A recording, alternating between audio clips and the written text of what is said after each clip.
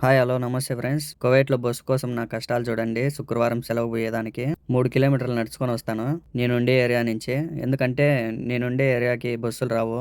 దగ్గరలో సనాయ్ అనే ఏరియా కాడ వస్తాయి బస్సులు. అక్కడికొచ్చి ఎక్కుతాను రోజు 3 కిలోమీటర్లు నేను సెలవుకొచ్చేటప్పుడు. చూడండి, బస్సులో వచ్చి టికెట్ వచ్చి రూ. 10 మాల్యాకి పోవాలంటే.